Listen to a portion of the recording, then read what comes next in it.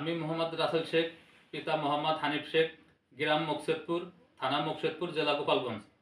আমি ৩ নং গোবিন্দপুর ইউনিয়ন আওয়ামী লীগের সাংস্কৃতিক সম্পাদক বিষয়ক দায়িত্ব ছিলাম। আমি ৩ নং গোবিন্দপুর ইউনিয়ন আওয়ামী লীগের সঙ্গে সকল প্রকার পদ থেকে 14/11/2025 হইতে অব্যাহতি নিলাম।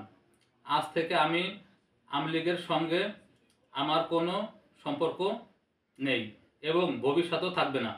আমি দৃষ্টিভাবে জানাচ্ছি যে আমি দেশের স্বাধীনতা, সার্বভৌমত্ব ও জনগণের স্বার্থ রক্ষায় সর্বদা অঙ্গীকারবদ্ধ থাকব।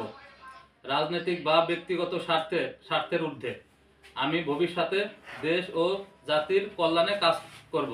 আমি মোহাম্মদ আনোয়ার হোসেন, পিতা মোহাম্মদ ওমর আলী ফকির, গ্রাম পশ্চিম ভাকুড়ি, থানা মুকসিদপুর, জেলা গোপালগঞ্জ।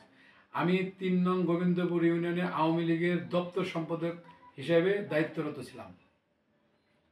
আমি ৩ নং গোবিন্দপুর ইউনিয়ন আওয়ামী লীগের সঙ্গে সকল প্রকার পদ থেকে অদ্য 14/11/2025 তারিখ হইতে অব্যাহতি নিলাম। আজ থেকে আওয়ামী লীগের সঙ্গে আমার কোনো সম্পর্ক নেই এবং ভবিষ্যতেও থাকবে না।